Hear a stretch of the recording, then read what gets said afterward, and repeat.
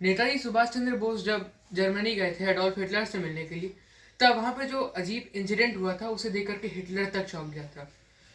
सभी को नमस्कार, मेरा नाम वैभव श्रीवास्तव है और मैं सीएमएस में कक्षा 9 का छात्र हूँ। और जैसा कि पता है कि आने वाले 4 दिनों के बाद नेताजी सुभाष चंद्र बोस की जयंती है, तो आइए इस पर्व पर उनकी एक जीवनी का हिस्सा सुनते हैं।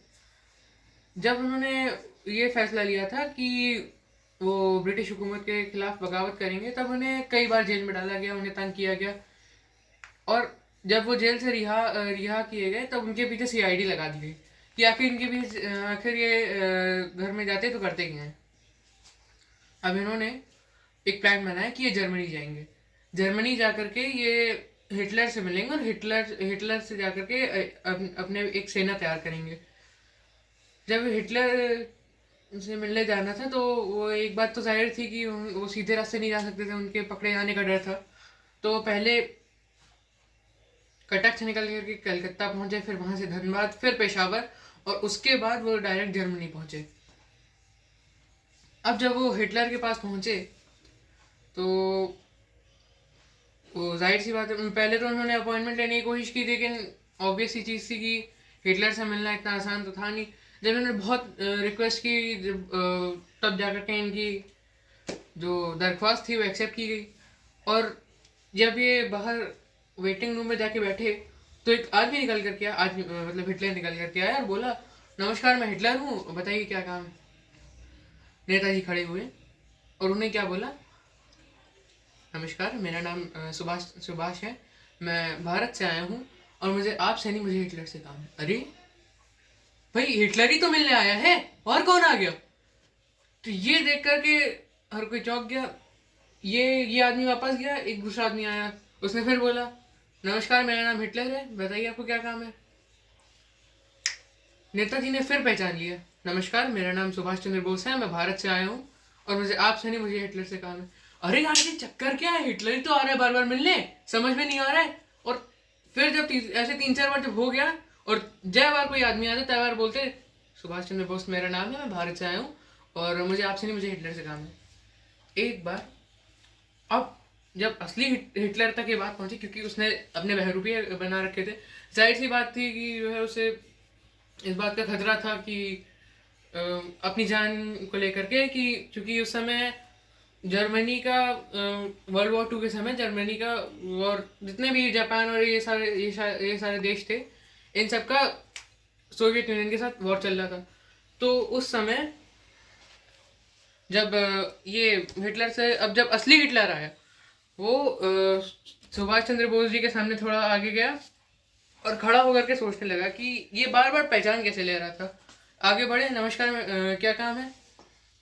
जैसे ही उन्होंने ये सुना, खड़े हुए, बोले, नमस्कार, मेरा नाम सुभाष चंद्र बोस है, मैं आपसे मिलने आया था और मैं आपकी मदद लेना चाहता हूँ अपनी आज़ाद हिंद फौज को बनाने के लिए।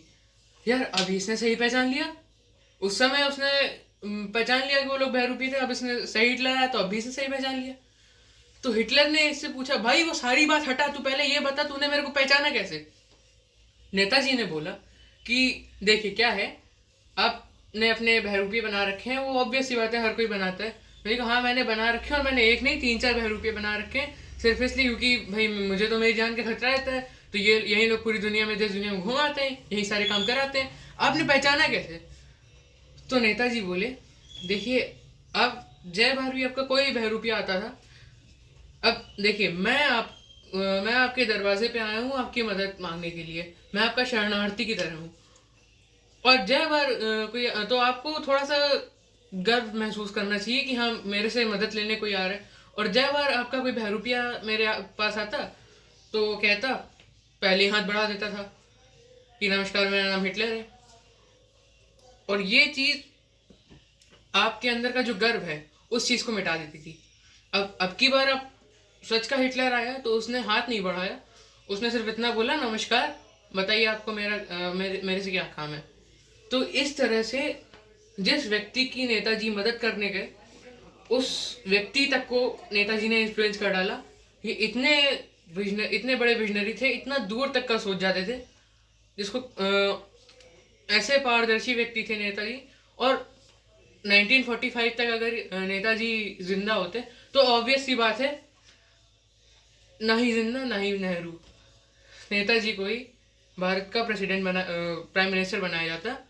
क्योंकि हर कोई जानता था, महात्मा गांधी तक जानते थे कि जिन्ना जितना शोर मचा ले, सुभाष चंद्र बोस की इस समय जो कद है, जो उनका कद है, वो जिन्ना उसके आगे कुछ नहीं है।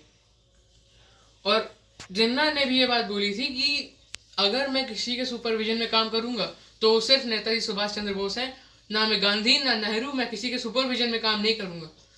ऐसे विजनरी इंसान थे नेताजी सुभाष चंद्र बोस।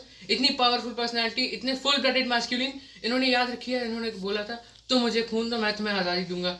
ये अपनी भारत की आज़ादी के लिए पागल थे। लोग कहते हैं कि हाँ कि गांधी जी आए और उन्होंने भारत माँ की बेड़ियों पर एक हथौड़ा मारा तो वो बेड़ियाँ टूट गई। ज़रूरी नहीं कि उन्होंने पहला हथौड़ा मारा तभी वो बेड़ियाँ टूट गई। उनके हथौड़ा मारने से पहले और भी बहुत सारे लोग थे जिन्होंने हथौड़े मारे थे, और उस तरह वो बेड़ियाँ कमज़ोर हो रही थी। बेड़ियों के कमज़ोर होने के साथ साथ भारत माँ धीरे धीरे आज़ाद हो रही थी। देखा जाए तो सही मायने में मैं ये नहीं कहना चाहता कि गांधी जी ने कोई मदद नहीं की देश को आज़ाद कराने में, उनका भी योगदान था। लेकिन जो सबसे बड़ा योगदान था वो थे नेताजी सुभाष चंद्र बोस। क्योंकि उनका ये सपना नहीं था कि भारत हर हाल में इंडिपेंडेंट हो जाए, भले ही उसको डिवाइड कर दिया जाए, उसको उसके 3 हिस्से कर दिए जाए। नेताजी का हमेशा से ये सपना रहा था कि भारत एक आज़ाद इंडिपेंडेंट बने, कंप्लीट इंडिपेंडेंस। जब ये गांधी जी ने डोमिनियन स्टेटस की मांग की थी तो नेताजी ने उसको भी ठुकरा दिया था, ये बोल करके कि हमें कोई ये डोमिनियन नहीं चाहिए, जो है सारा देश जो है। और ऐसा नहीं, नेताजी कई बार गए थे इनसे मिलने, गांधी जी से, कि हाँ अभी इस समय वर्ल्ड वॉर 2 चल रहा है तो अभी हमारे पास अच्छा मौका है, दुश्मन को हरा देते हैं। गांधी जी ने बोला नहीं, मुझे आपका तरीका पसंद नहीं। तो यहाँ पर नेताजी रिस्पेक्ट करते थे, लेकिन ये बात सुन करके नेताजी को बहुत बुरा लगा और उन्होंने बोल दिया कि यार सारी दुनिया जो है इस तरह से ब्रिटिश के खिलाफ जो है अपने अपने देश के लिए कुछ फ़ायदा दिखाना चाह रही है, और आप जो है इस तरह से कर रहे हैं कि आप इस गाल पे थप्पड़ मारो, उस गाल पे थप्पड़ मारो, आप ये कर रहे हैं। तो ये कोई तरीका थोड़ी ना होता है।